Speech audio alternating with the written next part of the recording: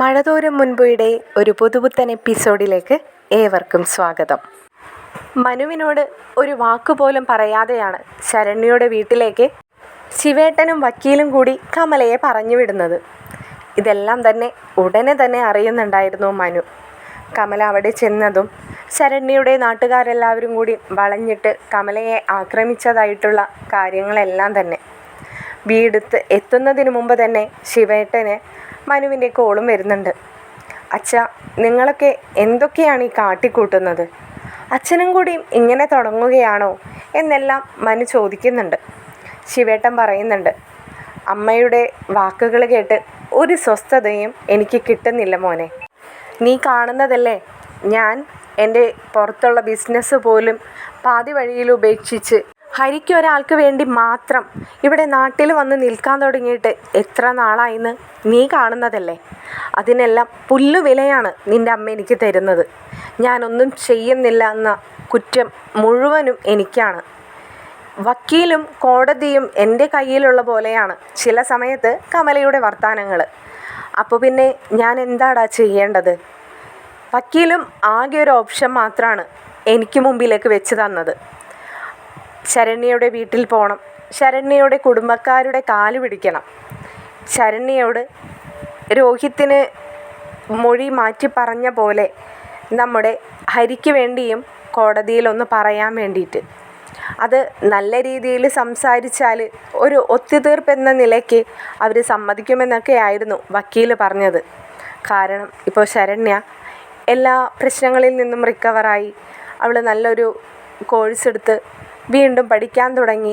അപ്പോൾ അവരുടെ മകളുടെ ജീവിതം സുരക്ഷിതമാണെന്ന് അവർക്ക് തോന്നുമ്പോൾ ഈ കേസും വയ്യാവേലിയൊക്കെ അങ്ങ് അവസാനിപ്പിക്കാം, സമാധാനമായിട്ട് ജീവിക്കാലോ എന്നൊക്കെയുള്ളൊരു തോന്നൽ അവരിൽ വന്നിട്ടുണ്ടാവുമെന്ന് വക്കീൽ പറഞ്ഞപ്പോൾ എനിക്കും തോന്നി കമല പോയി സത്യാവസ്ഥ എന്താണെന്ന് മനസ്സിലാക്കട്ടെ എന്ന്. എനിക്ക് ഉറപ്പൊന്നും ഉണ്ടായിരുന്നില്ല വക്കീൽ പറഞ്ഞപ്പോൾ. ഞാൻ പകുതി മുക്കാലും ഇതൊക്കെ പ്രതീക്ഷിച്ചിട്ട് തന്നെയാടാ കമലയെ അങ്ങോട്ടേക്ക് വിട്ടത്. കാരണം എൻ്റെ മനസ്സിൽ രണ്ടുണ്ടായിരുന്നു. കാര്യം നടക്കുകയാണെങ്കിൽ നടക്കട്ടെ, അല്ലെങ്കിൽ ഇവളും കുറച്ചൊക്കെ മനസ്സിലാക്കട്ടെ. എന്നെ ഈ കുറ്റപ്പെടുത്തുന്നതിന് എനിക്ക് ഇവളെ കുറ്റപ്പെടുത്താമല്ലോ, അവിടം വരെ എത്തിപ്പെട്ടിട്ട് എന്തുണ്ടായെന്ന് ചോദിക്കാമല്ലോ. അപ്പോൾ മനു ചോദിക്കുന്നുണ്ട്, നിങ്ങളെല്ലാവരും പരീക്ഷിക്കുകയാണോ? അല്ല, എനിക്കറിയാൻ വയ്യാണ്ട് ചോദിക്കുകയാണ് എന്നൊക്കെ മനു ചോദിക്കുമ്പോൾ ശിവൻ പറയുന്നുണ്ട്, പരീക്ഷണം തന്നെയാണ് മോനെ, അല്ലാതെ ഇനിയൊരു ഓപ്ഷൻ നമുക്ക് മുമ്പിലില്ല. ഇവളുടെ സ്വഭാവം വെച്ചിട്ട് ഇവൾ അവിടെ പോയിട്ട് എന്തൊക്കെയാണ് പറഞ്ഞു കൂട്ടിയതെന്ന് എനിക്ക് പോലും അറിയില്ല മോനെ. ഇവള് എല്ലാം സൗമ്യ നിലയിൽ കൊണ്ടുപോകാൻ വേണ്ടി പറഞ്ഞു വിട്ട് ഇവള് എല്ലാം വയലൻ്റാക്കി വന്ന പോലെയാണ് ഇവളുടെ രൂപം കണ്ടിട്ട് തോന്നുന്നത്. തല്ല് കിട്ടിയെങ്കിൽ തന്നെ അതിൽ അതിശയമൊന്നും വേണ്ടല്ലോ. ഇപ്പോൾ പറയുന്നത് പോലീസ് സ്റ്റേഷനിലേക്ക് വിടാനാണ്. ഇവള് പോലീസുകാരോട് എന്തെന്നാണാവോ പറയാൻ ഉദ്ദേശിക്കുന്നത് എന്നെല്ലാം ശിവനിങ്ങനെ കിടന്ന് പറയുമ്പോൾ മനു ചോദിക്കുന്നുണ്ട്, അമ്മയ്ക്ക് ഇപ്പോഴെങ്കിലും സാമാന്യ ബോധം വന്നോന്ന് ഒന്ന് ചോദിച്ചേക്കച്ച. കേസിൻ്റെ എത്രത്തോളം ഗൗരവമുണ്ടെന്ന് ഇത്രയും മാസങ്ങൾ കഴിഞ്ഞു പോയിട്ടും അമ്മയ്ക്കത് മനസ്സിലാക്കാൻ കഴിയുന്നില്ല. ആ പെൺകുട്ടി റിക്കവറായതും ആ പെൺകുട്ടി നല്ലൊരു കോഴ്സ് എടുത്ത് പഠിക്കാൻ പോയതുമെല്ലാം ആ അലീനയുടെ മിടുക്ക് തന്നെയാണ്. അത് എങ്ങനെയൊക്കെ നിങ്ങൾ വളച്ചൊടിക്കാൻ നോക്കിയാലും അതല്ലാതെ ആവുന്നില്ല. പിന്നെ കുറേയൊക്കെ ആ ബാലചന്ദ്രൻ അങ്കിളിൻ്റെ എന്തോ ഒരു മനസ്സിൻ്റെ പുണ്യം കൂടിയാണ്. അല്ലായിരുന്നുവെങ്കിൽ ഇപ്പോൾ അദ്ദേഹത്തിൻ്റെ മകൻ ഒരു ജയിലിൽ കിടന്ന് അനുഭവിക്കേണ്ടി വന്നേനില്ലേ. ഇപ്പോൾ അച്ഛൻ ഈ മനസ്സമാധാനം ഇല്ലാത്തതിൻ്റെ അപ്പുറത്തായേനെ ബാലചന്ദ്രൻ അങ്കിളിൻ്റെ അവസ്ഥ. കാരണം ഭാര്യയുടെ കാര്യമാണെങ്കിലും ഇങ്ങനെ, ഒരു മകനുള്ളതാണെങ്കിൽ ജയിലിലും. അപ്പോൾ ആ മനുഷ്യൻ എത്രത്തോളം വേദനിച്ചേനെ എന്ന് നിങ്ങൾക്ക് ചിന്തിച്ച് നോക്കാവുന്നതേ ഉള്ളൂ എന്നെല്ലാം മനു ഇങ്ങനെ പറയാണ്. ഇതേ സമയത്താണ് ശിവൻ ചോദിക്കുന്നത്, മോനെ, നീ ഇതൊക്കെ ഇത്ര പെട്ടെന്ന് എങ്ങനെയാണ് അറിഞ്ഞത്? ഞങ്ങൾ ആ കോളനിയിൽ നിന്ന് ഇങ്ങോട്ട് നമ്മുടെ റൂട്ടിലേക്ക് തിരിഞ്ഞതേ ഉള്ളൂ, അപ്പോഴേക്കും നിൻ്റെ കോള് വന്നല്ലോ, നീ ഇതൊക്കെ എങ്ങനെ അറിഞ്ഞു എന്ന് ചോദിക്കുമ്പോൾ മനു പറയുന്നുണ്ട്, നിങ്ങളിങ്ങോട്ട് തിരിഞ്ഞപ്പോഴേക്കും ശരണ്യയുടെ വീട്ടുകാർ അവളെ വിളിച്ച് കാര്യങ്ങളൊക്കെ പറഞ്ഞു. നിങ്ങളവിടെ ചെന്നെന്നും അമ്മ ചെന്ന് കിടന്ന് എന്തൊക്കെയോ വർത്തമാനങ്ങൾ പറഞ്ഞുവെന്നൊക്കെ. അത് കഴിഞ്ഞ് ശരണ്യ അലീനയെ വിളിച്ച് പറഞ്ഞു, അലീന എന്നെയും. അപ്പോൾ ശിവൻ അതിശയത്തോടു കൂടി ചോദിക്കുന്നുണ്ട്, നിന്നെ അവൾ വിളിച്ചിരുന്നോ? ഉവ്വ് വിളിച്ചിരുന്നു. എന്താ അച്ഛാ വല്ലാത്തൊരു അതിശയം? എന്നെ അവൾ വിളിക്കുന്ന കാര്യം അച്ഛനെ അറിയില്ലേ? അല്ലടാ അതല്ല. പിന്നെ എന്താ? അല്ല അവള് അതെ, അതുകൂടി ചോദിക്കാൻ തന്നെയാ ഞാൻ ഈ വിളിച്ചത്. എന്തായിരുന്നു അച്ഛാ അലീന പറഞ്ഞു നിർത്തിയ ആ വാക്കിൻ്റെ അർത്ഥം? എന്താടാ, എന്താ അവൾ പറഞ്ഞത്? അല്ല, അവൾ എന്നോട് പറയുകയായിരുന്നു, ഇനി ഒരിക്കലും മനുവേട്ടനെ ഞാൻ വിളിക്കില്ലെന്നും ഇത് അവസാനത്തെ വിളിയാണെന്നും. പിന്നെ ഇങ്ങനെയുള്ള ഒരേ കുരുക്കിൽ പോയി പെടരുതെന്ന് കമലാൻ്റിയോടൊന്ന് പറഞ്ഞ് മനസ്സിലാക്കി കൊടുക്കാനും അലീന എന്നോട് പറഞ്ഞു. അതാ അച്ഛനോട് ഞാൻ ചോദിച്ചത്, എന്താണ് അലീന ആ പറഞ്ഞതിൻ്റെയൊക്കെ അർത്ഥം എന്ന്. ഇതുകൂടാതെ എന്താണ് അമ്മ അവിടെ ഒപ്പിച്ചു വെച്ച കാര്യങ്ങൾ? അതും കൂടി ഇനി മറ്റുള്ളവർ പറഞ്ഞറിയുന്നതിനേക്കാളും എത്രയോ നല്ലതാണ് അച്ഛനോ അമ്മയോ പറഞ്ഞ് ഞാൻ അറിയുന്നത്. എൻ്റെ എല്ലാ കാര്യങ്ങളും അങ്ങനെയൊക്കെ തന്നെയാണല്ലോ. മറ്റുള്ളവരൊക്കെ പറഞ്ഞിട്ടാണല്ലോ ഞാൻ ഒരേന്നറിയുന്നത്. ഇതെങ്കിലും അച്ഛൻ പറഞ്ഞിരുന്നുവെങ്കിൽ എനിക്ക് വലിയ സന്തോഷമായേനെ. ഓടിക്കൊണ്ടിരിക്കുന്ന കാറ് പതിയെ ഒരു മരത്തണലിലേക്ക് ഒതുക്കിയിടുകയായിരുന്നു ശിവൻ മനുവിനോട് പറയുന്നുണ്ട്, മോനെ നീ ടെൻഷനൊന്നും അടിക്കരുത്. ഞാൻ പറയുന്നത് വളരെ സമാധാനപൂർവ്വം തന്നെ കേൾക്കണം. അത് ശരി, ഇനിയും ടെൻഷനുള്ള കാര്യങ്ങളൊക്കെ തന്നെയാണോ അച്ഛാ? അങ്ങനെയാണെങ്കിൽ എനിക്ക് കേൾക്കണം എന്നില്ല. കാരണം കുറേ നാളുകളായിട്ട് ഇങ്ങനെയുള്ള കാര്യങ്ങൾ തന്നെ കേൾക്കുന്നുള്ളൂ. അതുകൊണ്ട് ആകെ തയമ്പിച്ചിരിക്കുകയാണ്. ഇപ്പോൾ അച്ഛൻ പറഞ്ഞാലും പ്രത്യേകിച്ച് എന്നിൽ നിന്നും വലിയ റിയാക്ഷൻ ഒന്നും ഉണ്ടാവുമെന്ന് അച്ഛന് തോന്നണ്ട. മനു അത് പറഞ്ഞപ്പോൾ ശിവൻ പറയുന്നുണ്ട്, ഇത് അങ്ങനെയുള്ളൊരു കാര്യമല്ലടാ. ഇത് നിന്നെ മാത്രം ബാധിക്കുന്നൊരു കാര്യമാണ്. എന്നെ മാത്രമോ? അതെന്താച്ചാ മോനെ, നീ അന്ന് അവളെ മാത്രം, അലീനയെ മാത്രമേ വിവാഹം കഴിക്കൂ എന്നും അലീനയ്ക്ക് വേണ്ടി എത്ര കാലം വേണമെങ്കിലും കാത്തിരിക്കാൻ തയ്യാറാണെന്നൊക്കെ പറഞ്ഞു പോയതിന് ശേഷം നിൻ്റെ അമ്മയ്ക്ക് ആകെ തലയ്ക്ക് ഭ്രാന്ത് പിടിച്ച് നടക്കുകയായിരുന്നു. എന്നിട്ട് അവിടെ പോയി അലീനയോടും ബാലചന്ദ്രനോടും എന്തൊക്കെയോ പറഞ്ഞൊപ്പിച്ചു പോന്നു.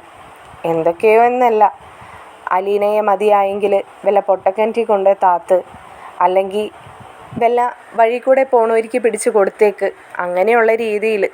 ബാലചന്ദ്രനും അലീനയ്ക്കും സഹിക്കാൻ പറ്റുന്നതിനപ്പുറത്തായിരുന്നു കമലയുടെ വാക്കുകൾ. കമല തന്നെ അവൾ എന്തൊക്കെ പറഞ്ഞൊപ്പിച്ചു എന്ന് എന്നോട് തിരികെ വന്ന് പറഞ്ഞതാണ്. അല്ലാതെ ഞാൻ കേൾക്കുകയോ എന്നോടാരും പറയുകയോ ചെയ്തിട്ടില്ല. ഇതിൻ്റെ പൂർണ്ണമായ സത്യാവസ്ഥ നിനക്കറിയണമെങ്കിൽ അവിടെ എല്ലാവരും ഉണ്ടായിരുന്നു എന്നാണ് കമല എന്നോട് പറഞ്ഞത്. ബബിതയും കൃഷ്ണമോളും ബാലചന്ദ്രനും എല്ലാവരും. അമ്മ അവിടെ പോയി അമ്മയുടെ വേഷം കെട്ടെല്ലാം ആടി തീർത്ത ശേഷം അമ്മ വീട്ടിൽ വന്ന് എന്നോട് പറഞ്ഞപ്പോഴാണ് അലീന നിനക്കാരാണെന്നും അലീന എനിക്കാരാണെന്നൊക്കെ ഞാൻ അവളെ പറഞ്ഞ് മനസ്സിലാക്കിയത്. അത് ശരി, അപ്പോൾ അമ്മയോടച്ഛൻ അതൊക്കെ പറഞ്ഞു അല്ലേ? പറയാതെ നിവൃത്തി ഉണ്ടായിരുന്നില്ല മോനെ. ഇവള് വീണ്ടും ഇതൊക്കെ തന്നെ ആടിക്കൊണ്ടിരിക്കുമെന്ന് എനിക്ക് ഉറപ്പായിരുന്നു. അതിൻ്റെ ആവശ്യം ഉണ്ടായിരുന്നില്ല അച്ഛാ. അമ്മ എത്രയൊക്കെ ആട്ടമാടിയാലും എൻ്റെ മനസ്സിൽ നിന്ന് അലീന പോവാൻ പോകുന്നില്ല. അല്ലെങ്കിൽ അമ്മ എനിക്ക് കാണിച്ചു തരണം അലീനയേക്കാളും നല്ലൊരു പെൺകുട്ടിയെ. അങ്ങനെയാണെങ്കിൽ അമ്മ കാണിച്ചു തരുന്ന ആ പെണ്ണിനെ ഞാൻ വിവാഹം കഴിക്കാം. പക്ഷേ അമ്മയ്ക്ക് ഒരിക്കലും അങ്ങനെ ഒരാളെ എൻ്റെ മുമ്പിൽ കാണിച്ചു തരാൻ കഴിയില്ല. അമ്മ ഇതെല്ലാം കേൾക്കുന്നുണ്ടെന്ന് എനിക്ക് നല്ല ഉറപ്പാണ്. അതുകൊണ്ട് തന്നെ അമ്മ കേൾക്കാൻ വേണ്ടി തന്നെ ഒരു കാര്യം ഞാൻ പറയുകയാണ്. ഈ മനുശങ്കറിൻ്റെ ജീവിതത്തിൽ ഒരു വിവാഹമോ ഒരു ഭാര്യയോ ഉണ്ടെങ്കിൽ അത് ആ വൈജാൻ്റിയുടെ മകള് അല്ല, ബാലചന്ദ്രൻ്റെ ദത്തുപുത്രിയായ അലീന തന്നെയായിരിക്കും. അതിൽ ഒരു മാറ്റവും സംഭവിക്കില്ല എന്ന്. കമലയ്ക്ക് ഒന്നും മിണ്ടാൻ കഴിയുന്നില്ല. കമലയ്ക്ക് നല്ല പേടിയുണ്ട്, മനു അടുത്ത കാര്യങ്ങളും കൂടി അറിയുമ്പോൾ എങ്ങനെയായിരിക്കും പ്രതികരിക്കുക എന്ന്. അതുകൊണ്ട് തന്നെ ഇത്രയൊക്കെ കേട്ടിട്ടും കമല ഒന്നും മിണ്ടാതെ ഇരിക്കുകയാണ്. അപ്പോൾ ശിവൻ തന്നെ മനുവിനോട് പറയുന്നുണ്ട്, മോനെ അങ്ങനെയല്ല, അതിന് ഒരു വ്യത്യാസം കൂടി വന്നിട്ടുണ്ട്. എന്താന്ന് വെച്ചാൽ അമ്മയുടെ വാക്കുകളെല്ലാം കേട്ടിട്ട് അലീന അമ്മയ്ക്ക് വാക്ക് കൊടുത്തിട്ടുണ്ട്. നിൻ്റെ ജീവിതത്തിലേക്ക് ഒരിക്കലും അലീന കടന്നു വരില്ലെന്ന്. ഒരു കാരണവശാലും ആരെയും അവൾ വിഷമിപ്പിക്കില്ലെന്ന്, അവൾക്ക് നിന്നെ വേണ്ടെന്ന്. അച്ഛൻ എന്തൊക്കെയാണ് ഈ പറയുന്നത്? മനുവിന് ആ വാക്കുകൾ വളരെ ഷോക്കുള്ളതുപോലെയാണ് തോന്നിയത്. അവളൊരു വിവാഹത്തെക്കുറിച്ച് ചിന്തിച്ചിട്ടില്ലെന്നും അവളെക്കൊണ്ട് സഹായിക്കാൻ പറ്റുന്നവരെ സഹായിച്ച് ജീവിതം മുന്നോട്ട് കൊണ്ടുപോകണമെന്ന് മാത്രമേ ആഗ്രഹിച്ചിട്ടുള്ളൂവെന്നും, അങ്ങനെ ഒരു വിവാഹം ഒരു നാളിൽ അവൾ കഴിക്കുകയാണെങ്കിൽ പോലും അത് മനുശങ്കറിനെ ആയിരിക്കില്ലെന്ന് അവൾ കമലയ്ക്ക് വാക്ക് കൊടുത്തുവെന്ന്. ഇതൊക്കെ കമല പറഞ്ഞുള്ള അറിവാണ് കേട്ടോ. എനിക്ക് കൂടുതലായിട്ടൊന്നും അറിയില്ല മോനെ. അച്ഛൻ എന്തൊക്കെയാണ് അച്ഛൻ ഈ പറയുന്നത്?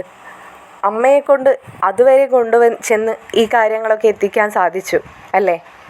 നന്നായിന്ന് കൂടി ഒന്ന് പറഞ്ഞേക്കച്ഛ. കാരണം ഞാൻ മനസ്സുകൊണ്ട് ആഗ്രഹിച്ചൊരു ജീവിതമുണ്ട്, അത് അലീനയുമായിട്ട്. അത് തല്ലിത്തകർത്തിട്ട് അമ്മ എനിക്ക് എന്ത് സ്വർഗരാജ്യം സൃഷ്ടിച്ച് തന്നാലും അതൊന്നും എനിക്ക് വേണ്ടെന്ന് പറഞ്ഞേക്ക്. മനുവിന് ഇതെല്ലാം കൂടി കേട്ടപ്പോൾ സങ്കടം സഹിക്കാൻ വയ്യാതെയായി. മനുവിൻ്റെ സംസാരത്തിൽ ഓരോ വാക്കുകളും ഇടറുന്ന പോലെ ശിവന് തോന്നി. ശിവന് മനുവിനെ സമാധാനിപ്പിക്കാൻ പോലും കഴിയുന്നുണ്ടായിരുന്നില്ല. കാരണം ഒരമ്മയ്ക്ക് തൻ്റെ മകൻ്റെ വികാരങ്ങളെ മനസ്സിലാക്കാൻ കഴിഞ്ഞില്ലെങ്കിൽ എങ്ങനെയാണ് അവരെ അമ്മ എന്ന് വിളിക്കുക എന്ന് മനസ്സുകൊണ്ട് ശിവൻ ഓർത്തെങ്കിലും മനുവിനോടത് പറഞ്ഞില്ല. മനുവിനെ പരമാവധി ശിവൻ സമാധാനിപ്പിക്കുന്നുണ്ട്. മോനെ, അത് ആ സമയത്തെ അലീനയുടെ ദേഷ്യത്തിന് പുറത്ത് കമലയോട് പറഞ്ഞതായിരിക്കുമെടാ. നീ അങ്ങനെ ടെൻഷനൊന്നും അടിക്കാതിരിക്കേ. നമുക്ക് പോയി അലീനയെ കണ്ട് സമാധാനത്തിന് കാര്യങ്ങളൊക്കെ പറഞ്ഞ് മനസ്സിലാക്കാം. വേണമെങ്കിൽ ഇവളെയും കൊണ്ടുപോകാം എന്നൊക്കെ ശിവൻ പറയുമ്പോഴും മനു പറയുന്നുണ്ട്, അച്ഛന് അലീനയെ അറിയാഞ്ഞിട്ടാണ്. അവൾ ഒരാളെയും വേദനിപ്പിച്ചുകൊണ്ട് അവൾക്ക് വേണ്ടിയിട്ട് അവളൊരു മുട്ടുസൂചി പോലും സ്വന്തമാക്കില്ല. അങ്ങനെ ഒരാളെ അച്ഛൻ എന്ത് പറഞ്ഞായിരിക്കും സമാധാനിപ്പിക്കുക? മോനെ, അത് പറയാമേടാ. അമ്മയ്ക്ക് അവൾ ആരാണെന്ന് അറിയാത്തത് കൊണ്ടാണ് അമ്മ അങ്ങനെയൊക്കെ പറഞ്ഞതെന്ന്. കൊള്ളാം. അപ്പോൾ അച്ഛൻ അവളോട് പറയാൻ പോകുന്നത് അവൾ തറവാട് മഹിമ കൊണ്ടും സ്വത്തിൻ്റെ കാര്യത്തിലും അവൾ പിന്നിലല്ലെന്ന് മനസ്സിലാക്കിയപ്പോഴാണ് മനുശങ്കറിനെ അവൾ യോജിച്ചതെന്ന് നിങ്ങൾക്ക് ബോധ്യപ്പെട്ടതെന്നോ? നല്ല അലീനയോടാണ് അച്ഛൻ പറഞ്ഞ് മനസ്സിലാക്കാൻ ശ്രമിക്കുന്നത്. അതും പറഞ്ഞങ്ങ് ചെന്നാൽ മതി. നിങ്ങൾക്കാർക്കും തന്നെ അലീനയെ മനസ്സിലായിട്ടില്ല അച്ഛാ, അതുകൊണ്ടാണ് ഇങ്ങനെയൊക്കെ സംസാരിക്കുന്നത്. അങ്ങനെ എന്തെങ്കിലുമൊക്കെ പറയുമ്പോഴേക്കും എല്ലാം അങ്ങോട്ട് സമ്മതിച്ചു തരുന്ന ഒരാളൊന്നുമല്ല അലീന. എന്തായാലും എൻ്റെ ജീവിതത്തിൽ ഇത്രയൊക്കെ തന്നെ എത്തിച്ചു തന്നതിന് ഒരുപാട് നന്ദിയുണ്ട് എന്ന് പറഞ്ഞുകൊണ്ട് വേറെ ഒന്നും തന്നെ ചോദിക്കാതെ മനു കോള് കട്ട് ചെയ്യാണ്. മനു ആ പറഞ്ഞത് കോള് കട്ട് ചെയ്യുന്നതും കൂടി ആയപ്പോൾ ശിവന് വല്ലാത്ത വിഷമം തോന്നുന്നുണ്ട്. കമലയ്ക്ക് ഒരു ഭാവമാറ്റവുമില്ല. ശിവൻ ചോദിക്കുന്നുണ്ട്, സന്തോഷമായില്ലേ കമലേ നിനക്ക്? ഒരാളുടെ ജീവിതം അല്ലെങ്കിൽ സ്വന്തം മകൻ്റെ സന്തോഷങ്ങൾ ഇല്ലാതാക്കുമ്പോൾ എന്ത് സുഖമാണ് ഇതിൽ നിന്നൊക്കെ നിനക്ക് കിട്ടുന്നത്? പിന്നെ ഞാൻ എന്ത് വേണമെന്നാണ് പറയുന്നത്? എൻ്റെ മകൻ എങ്ങനെയെങ്കിലുമൊക്കെ ജീവിച്ചങ്ങോട്ട് പോയിക്കോട്ടെ എന്ന് വിചാരിക്കണോ? അവൻ ഏതോ ഒരു തെരുവിലെ പെണ്ണിനെ വിവാഹം കഴിക്കുമെന്ന് പറയുമ്പോൾ ഒരമ്മ എന്ന നിലയ്ക്ക് ഞാൻ മിണ്ടാതിരിക്കണമായിരുന്നോ? പിന്നീട് നിങ്ങളായാലും എന്നോട് ചോദിക്കില്ലേ, അവന് അർഹതപ്പെടാത്തൊരു ജീവിതത്തിലേക്ക് അവൻ കാലെടുത്ത് വെച്ചപ്പോൾ എന്തുകൊണ്ട് അവനെ തടുത്തില്ലെന്ന്? എല്ലാ കുറ്റവും എനിക്ക് തന്നെ ആയിക്കോട്ടെ അല്ലേ? അവൻ പറഞ്ഞതുപോലെ തന്നെ എന്തു കുറ്റമായിരുന്നു നീ അലീനയിൽ കണ്ടത്? അവൾക്ക് അച്ഛനും അമ്മയില്ലെന്നുള്ളതോ? അതോ അവളൊരു ഓർഫനാണെന്നുള്ളതോ? ഓർഫനേജിലാണ് അവൾ വളർന്നതെന്നുള്ളതോ? ഇതൊക്കെ ഒരു കുറ്റമാണോ കമലേ? നിൻ്റെ മകൻ അച്ഛൻ്റെയും അമ്മയുടെയും മുത്തശ്ശിയുടെയും സഹോദരങ്ങളുടെയും ഇടയിൽ ജീവിച്ചിട്ട് ഇപ്പോൾ എന്തുണ്ടായി? ജയിൽവാസം തന്നെയല്ലേ അവസാനം? എന്നിറങ്ങുമെന്നോ ഇനി ഇറങ്ങിയാൽ തന്നെ എന്താണ് അവൻ്റെ ഭാവിയെന്നോ നിനക്ക് വല്ല നിശ്ചയമുണ്ടോ? നീയിപ്പോൾ മനുവിന് ഏതോ കൊമ്പത്തുനിന്ന് പെണ്ണുകൊണ്ടുവരാൻ നോക്കുന്നുണ്ടല്ലോ. അനിയൻ പീഡനക്കേസിൽ പ്രതിയാണെന്നറിയുമ്പോൾ ഏത് തറവാട്ടിൽ നിന്നാണ് മനുവിന് നീ കൊമ്പത്തുനിന്ന് പെണ്ണ് നോക്കാൻ പോകുന്നത്? നിൻ്റെ കുറവുകൾ എപ്പോഴെങ്കിലും നീ മനസ്സിലാക്കിയ നിനക്ക് കൊള്ളാം. നീ എല്ലാം തികഞ്ഞവളൊന്നുമല്ല കമലേ എന്ന് പറഞ്ഞുകൊണ്ട് ശിവൻ വണ്ടി സ്റ്റാർട്ട് ചെയ്ത് അവർ വീട്ടിലേക്ക് പുറപ്പെടുകയാണ്. ഇതേ സമയത്ത് മനുവിൻ്റെ അവസ്ഥ വളരെ വിഷമത്തിലാണ്. മനുവിന് ഇതൊക്കെ ആരെ വിളിക്കണമെന്നോ ഇതിൻ്റെ സത്യാവസ്ഥ എന്താണെന്ന് ആരോടൊന്ന് ചോദിക്കണമെന്നോ ഒരു പിടിയും കിട്ടുന്നില്ല. അലീന മനുവിനോട് പറഞ്ഞത് ഇത് തൻ്റെ അവസാനത്തെ കോളാണെന്നും ഇനി ഒരിക്കലും മനുവേട്ടനെ താൻ വിളിക്കില്ലെന്നൊക്കെയാണ്. അവൾ അപ്പോഴും അതിനൊരു കാരണം പോലും പറയാതെയായിരുന്നു ഫോൺ വെച്ചത്. അതുകൊണ്ട് തന്നെ താനിനി വിളിച്ചാൽ അലീന ഫോൺ എടുക്കില്ലെന്ന് മനുവിന് നല്ല ഉറപ്പായിരുന്നു. മനു അലീനയെ വിളിക്കാനും നിൽക്കുന്നില്ല. മനുവിന് അപ്പോഴാണ് മനസ്സിലേക്ക് ബബിതയെ ഓർമ്മ വന്നത്. ബബിത പഴയ പോലെയൊന്നുമല്ല, വളരെ കാര്യഗൗരവത്തോടു കൂടി കാര്യങ്ങളൊക്കെ ചെയ്യുന്നൊരു പെൺകുട്ടി തന്നെയാണ്. അവളോട് കാര്യങ്ങളൊക്കെ ഒന്ന് ചോദിച്ചറിയാമെന്ന് വിചാരിച്ച് മനു തൻ്റെ ഫോണെടുത്ത് ബബിതയെ വിളിക്കുന്നുണ്ട്. ബബിതയും അലീനയും കൃഷ്ണമോളും കൂടി ഒരുമിച്ചിരുന്ന് സംസാരിക്കുന്നതിനിടയിൽ തന്നെയായിരുന്നു ബബിതയുടെ ഫോണിലേക്ക് മനുവിൻ്റെ കോള് വരുന്നത്. മനുവിൻ്റെ കോള് കണ്ടതോടെ ബബിത അലീനയെ നോക്കുന്നുണ്ട്. അലീനയോട് ബബിത പറയുന്നുണ്ട്, മനുവേട്ടനാണല്ലോ ചേച്ചി വിളിക്കുന്നതെന്ന്. അലീന പറയുന്നുണ്ട്, മോളെയല്ലേ വിളിച്ചത്, ഫോണെടുത്ത് സംസാരിക്കേ എന്ന്. അപ്പോൾ അലീന പറയാണ്, ഇന്നത്തെ കാര്യങ്ങളൊന്നും തന്നെ മനുവേട്ടനോട് പറയണ്ട. മനുവേട്ടൻ ചിലപ്പോൾ അതൊക്കെ അറിഞ്ഞിട്ട് എന്താണെന്ന് അറിയാൻ വേണ്ടി വിളിക്കുന്നതാവും. മോള് പ്രത്യേകിച്ചൊന്നും പറയാൻ നിൽക്കണ്ട എന്ന് അലീന പറയുകയാണ്. ബബിത പറയുന്നുണ്ട്, അതെന്തിനാ അങ്ങനെ? മനുവേട്ടനെല്ലാം അറിയട്ടെ. അല്ലാതെ ചേച്ചി മനുവേട്ടനോട് കുറച്ച് മുമ്പ് പറഞ്ഞല്ലോ ഇനി ഒരിക്കലും വിളിക്കണ്ടെന്ന്. അങ്ങനെ പറയുന്നത് കൊണ്ട് എന്താ കാര്യം? അതിൻ്റെ ഒന്നും ആവശ്യമില്ല. മനുവേട്ടൻ സത്യാവസ്ഥ അറിഞ്ഞിട്ട് തന്നെ ബാക്കി കാര്യങ്ങൾ മുന്നോട്ട് പോയാൽ മതി. അല്ലാതെ ചേച്ചി ചേട്ടനെ പറ്റിച്ചിട്ട് നടക്കുന്നതാണെന്ന് ആരും അങ്ങനെ മനസ്സുകൊണ്ട് വിചാരിക്കണ്ടെന്നൊക്കെ ബബിത പറയുന്നുണ്ട്. അപ്പോൾ അലീന പറയുകയാണ്, ഞാൻ ആരെ പറ്റിച്ചു എന്നാ മോളെ നീ പറയുന്നേ? പിന്നെ ഇതൊരു തരത്തിൽ പറ്റിക്കൽ തന്നെയല്ലേ ചേച്ചി? ചേച്ചിയെ ചേട്ടൻ മനസ്സുകൊണ്ട് ഒരുപാട് ആഗ്രഹിച്ചതല്ലേ? ചേച്ചിയും അതിനൊക്കെ കുറച്ചൊക്കെ സപ്പോർട്ടും ചെയ്തിട്ടില്ലേ? ഇല്ലെന്ന് ചേച്ചിക്ക് പറയാമോ? അലീനയ്ക്ക് ബബിതയുടെ വാക്കുകൾ കേട്ട് ഒന്നും പറയാൻ പറ്റാതെയായി. വീണ്ടും ബബിത ചോദിക്കുന്നുണ്ട്, എനിക്കറിയാം ചേച്ചിക്കും ആ ഇഷ്ടം മനുവേട്ടനോടുണ്ടായിരുന്നു എന്ന്. കുറച്ചൊക്കെ ചേച്ചി അത് പ്രകടിപ്പിക്കുകയും ചേട്ടൻ അതൊക്കെ കാണുകയും ചെയ്തിട്ടുമുണ്ട്. അതുകൊണ്ട് തന്നെ ചേട്ടൻ്റെ മനസ്സിൽ ഒരുപാട് പ്രതീക്ഷകൾ നിങ്ങളുടെ ജീവിതത്തെക്കുറിച്ചുണ്ടായിട്ടുണ്ടാവും. ഒറ്റ നിമിഷം കൊണ്ട് കമലാൻ്റി അതൊക്കെ തകർത്തിട്ടപ്പോൾ ചേച്ചി അതൊക്കെ വാരിക്കൂട്ടി തോട്ടിലെറിയുകയും ചെയ്തു. അല്ലാതെ കമലാൻ്റി വലിച്ച് താഴെ ഇട്ടെടുത്ത് നിന്ന് കെട്ടിപ്പോക്കാനായിട്ട് മനുവേട്ടനൊപ്പം കൂടെ നിൽക്കേണ്ട ആളായിരുന്നു ചേച്ചി. ചേച്ചിക്കറിയാലോ, ചേച്ചിയും മനുവേട്ടനും തമ്മിൽ ഒരുമിച്ച് ജീവിക്കാനായിട്ട് ആകെ എതിർത്ത് നിൽക്കുന്നത് കമലാൻ്റി മാത്രമാണെന്ന്. പിന്നെ എന്തിനായിരുന്നു അങ്ങനെ ഒരു ശപഥം ചെയ്യലൊക്കെ? അതിൻ്റെ ഒന്നും ആവശ്യമുണ്ടായിരുന്നില്ല ചേച്ചി. ഒരിക്കലും കമലാൻ്റി തൻ്റെ മക്കളുടെ ഭാവിയെക്കുറിച്ച് ഓർത്തിട്ടോ മക്കൾ സന്തോഷമായിട്ട് ജീവിക്കണമെന്ന് ഓർത്തിട്ടോ ഒന്നും നടക്കുന്ന ആളൊന്നുമല്ല. പുള്ളിക്കാരിക്ക് പുള്ളിക്കാരുടേതായ സന്തോഷങ്ങൾ. പിന്നെ ഇപ്പോൾ മറ്റുള്ളവരെ ഉപദ്രവിക്കാണ്ടും മറ്റുള്ളവരെ കുശുമ്പ് കുത്താണ്ടും നടക്കുന്നത് മകനൊരുത്തൻ ജയിലിൽ കിടക്കുന്നു എന്നുള്ളൊരു സങ്കടം ഉള്ളതുകൊണ്ട് മാത്രം. അല്ലെങ്കിൽ ഇപ്പോൾ ഇവിടെ വന്ന് എന്തൊക്കെ കാട്ടിക്കൂട്ടേണ്ട ആളായിരുന്നു. ഞാൻ പറയാതെ തന്നെ ചേച്ചിക്ക് അറിയാമല്ലോ. വേണ്ട മോളെ, അവസാനിച്ചെടുത്ത് നിന്ന് ഇനി ഒന്നും കെട്ടിപ്പോക്കാൻ നിൽക്കണ്ട. അല്ല, എന്തവസാനിച്ചു എന്നാണ് ഈ പറയുന്നേ? അത് ചോദിക്കുന്നത് കൃഷ്ണമോളായിരുന്നു. ഒന്നും അവസാനിച്ചിട്ടില്ല. മനുവേട്ടനും ചേച്ചിയും ജീവിച്ചിരിക്കുന്നിടത്തോളം കാലം നിങ്ങൾ തന്നെ ഒരുമിച്ച് ജീവിക്കും.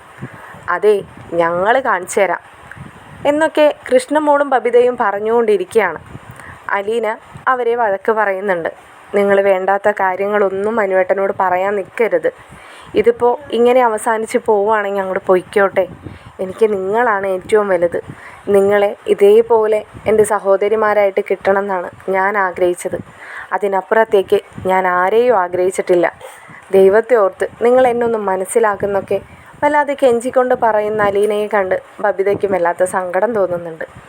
അവർ സംസാരിച്ചു കൊണ്ട് നിൽക്കുന്നതിനിടയിൽ തന്നെ മനുവിൻ്റെ കോള് ബബിതയുടെ ഫോണിലേക്ക് തന്നെ വീണ്ടും വരികയാണ്.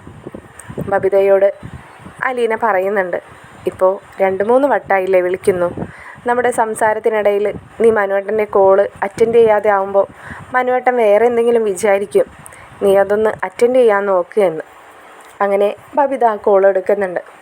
മനുവേട്ടനോട് ബബിത പറയുന്നുണ്ട്, മനുവേട്ടൻ്റെ കോള് പ്രതീക്ഷിച്ച് തന്നെ ഇരിക്കുകയായിരുന്നു ഞാൻ. പിന്നെ മനുവേട്ടൻ്റെ കോള് വരുന്നതിനിടയ്ക്ക് സംസാരത്തിലായിപ്പോയി ഞങ്ങളിവിടെ. അതുകൊണ്ടാണ് കോൾ എടുക്കാതെ പറ്റാതെ ആയത് എന്ന്. അപ്പോൾ മനുവേട്ടൻ ചോദിക്കുന്നുണ്ട്, എൻ്റെ കോള് വന്നപ്പോൾ എന്തായിരുന്നു നിങ്ങൾക്കിത്ര സംസാരിക്കാൻ? എന്ത് പറയാനാ മനുവേട്ടാ? മനുവേട്ടനിപ്പോൾ വിളിക്കാനുണ്ടായ കാരണം എന്താ? അതൊക്കെ തന്നെ. ഓ, അപ്പോൾ ഞാൻ വിളിക്കുമെന്നും ഞാൻ വിളിക്കുന്നത് എന്തിനായിരിക്കുമെന്നും നിങ്ങൾ പ്രതീക്ഷിച്ച് തന്നെ ഇരിക്കുകയായിരുന്നു അല്ലേ? എനിക്ക് കാരണം അറിയണമല്ലോ ബബിതേ. ആരും തന്നെ എന്നോടൊന്നും പറയുന്നില്ല. അച്ഛൻ എന്തൊക്കെയോ പറഞ്ഞു. അച്ഛന് കറക്റ്റ് അറിയില്ല പോലും. ആരൊക്കെയോ പറഞ്ഞുള്ള അറിവ് മാത്രമേ ഉള്ളൂ എന്ന്. അച്ഛനാണ് എന്നോട് പറഞ്ഞത് നിന്നെയോ കൃഷ്ണമോളെയോ വിളിക്കാൻ. നിങ്ങളാവുമ്പോൾ കറക്റ്റ് കാര്യങ്ങൾ പറഞ്ഞു തരുമെന്ന്. നിങ്ങൾക്കറിയാത്രേ ഇവിടെ എന്താ ഉണ്ടായതെന്ന്. എന്താ ബബിതേ, എന്നോട് പറയ്, ഇവിടെ എന്താ ഉണ്ടായതെന്ന്. മനുവേട്ട, അതൊക്കെ തന്നെ. മനുവേട്ടൻ്റെ അമ്മ വന്നിരുന്നു. അമ്മ എന്തൊക്കെയോ പറഞ്ഞിട്ട് പോയി. എന്തൊക്കെയോ? എന്താണെന്ന് നിങ്ങൾക്കറിയില്ലേ? മനുവേട്ട, ആൻറ്റി വളരെ മോശമായിട്ട് തന്നെയാണ് പറഞ്ഞത്. ചേച്ചി അനാഥയാണെന്നും ചേച്ചിയെ ഉപേക്ഷിക്കാൻ സമയത്ത് അച്ഛൻ ചേട്ടൻ്റെ തലയിൽ കെട്ടിവെക്കാൻ നോക്കുകയാണെന്നും. അങ്ങനെ ചേട്ടനോട് പറയാൻ പറ്റാത്ത രീതിയിലുള്ള കാര്യങ്ങളൊക്കെ തന്നെയാണ് ആൻറ്റി പറഞ്ഞത്. എനിക്ക് അതൊക്കെ മനുവേട്ടനോട് പറയാൻ ഇത്തിരി ബുദ്ധിമുട്ടുണ്ട് എന്ന് ബബിത പറയുകയാണ്.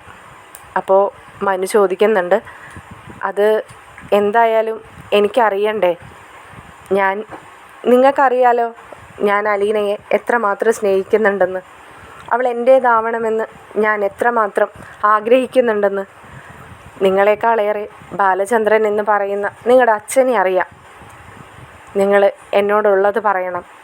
അലീന അമ്മയോട് അങ്ങനെയൊക്കെ സംസാരിക്കണമെങ്കിൽ എത്രത്തോളം അവളുടെ മനസ്സിനെ അമ്മ വേദനിപ്പിച്ചിട്ടുണ്ടാവുമെന്ന് എനിക്ക് നന്നായിട്ട് അറിയാവുന്ന കാര്യമാണ്. പക്ഷേ ഒരു കാര്യം നീ അലീനയോട് പറഞ്ഞ് മനസ്സിലാക്കി കൊടുക്കണം. ഞാൻ ഇവരാരെയും കണ്ടിട്ടല്ല അലീനയെ എൻ്റെ ജീവിതത്തിലേക്ക് വിളിച്ചതെന്ന്. എനിക്കതിനുള്ള പ്രാപ്തിയുണ്ടെന്ന് ഞാൻ മനസ്സിലാക്കിയിട്ടാണെന്ന്. എനിക്ക് അലീനയുടെ സമ്മതം മാത്രം മതിയെന്നല്ല ഞാൻ പറഞ്ഞത്. അലീനയെ സംരക്ഷിക്കുന്ന ബാലചന്ദ്രൻ എന്ന് പറയുന്ന അവളുടെ അച്ഛൻ്റെയും സമ്മതം അതെനിക്കുള്ളത് കൊണ്ടാണ് ഞാൻ അത്രയും സ്വാതന്ത്ര്യം അവളിലെടുത്തത്. ഒരു പക്ഷേ ബാലചന്ദ്രൻ എന്ന് പറയുന്ന അവളുടെ അച്ഛനോളം തന്നെ സ്വാതന്ത്ര്യം എനിക്കുണ്ടല്ലോ. കാരണം അദ്ദേഹത്തിൻ്റെ ഒപ്പം അവളെ ഇവിടേക്ക് കൂട്ടിക്കൊണ്ടു വന്നത് ഞാൻ തന്നെയാണല്ലോ. സത്യം പറഞ്ഞാൽ അവളെ ഞാൻ കൂട്ടിക്കൊണ്ട് വരുമ്പോൾ പോലും അവൾ എനിക്ക് അവകാശപ്പെട്ടതാണെന്ന് ഞാൻ അറിഞ്ഞിരുന്നില്ല. അവൾ എനിക്ക് അവകാശപ്പെട്ടതാണെന്ന് അറിയുന്നതിന് മുമ്പേ അവൾ എൻ്റെയാണെന്ന് മനസ്സിൽ ഉറപ്പിച്ചതാണ്. പിന്നീടാണ് അവൾ എല്ലാ അർത്ഥത്തിലും എല്ലാ അവകാശത്തിലും അവൾ എൻ്റെ തന്നെയാണെന്ന് ഞാൻ മനസ്സിലാക്കിയത്. അത് എൻ്റെ അമ്മ വന്ന് ഒരു വാക്ക് പറയുമ്പോഴേക്കും തീർന്നു പോകുന്ന ബന്ധമല്ലെന്ന് നിങ്ങൾ അലീനയെ പറഞ്ഞൊന്ന് മനസ്സിലാക്കിയേക്ക്. ബബിത മനുവിനോട് പറയുന്നുണ്ട്, മനുവേട്ടൻ നേരിട്ട് ഇങ്ങോട്ട് വായോ, കാര്യങ്ങളൊക്കെ നമുക്ക് നേരിട്ട് തന്നെ സംസാരിക്കാൻ. മനുവേട്ടൻ്റെയും ഇപ്പോൾ ചേച്ചിക്കുണ്ടായ ആ തെറ്റിദ്ധാരണയും എല്ലാം നമുക്ക് മാറ്റിയെടുക്കാം. മനുവേട്ടൻ വിഷമിക്കാതിരിക്കേ. അല്ലെങ്കിലും ഞാൻ വരുന്നുണ്ട് ബബിതേ. കാര്യങ്ങളൊക്കെ എനിക്ക് നേരിട്ട് തന്നെ അറിയണമല്ലോ. അങ്ങനെ മറ്റുള്ളവരുടെ ആരുടെയൊക്കെയോ വാക്കുകൾ കേട്ട് എന്നെ അങ്ങനെ തള്ളിക്കളയാൻ പറ്റുന്ന ഒരാളല്ലല്ലോ ഞാൻ.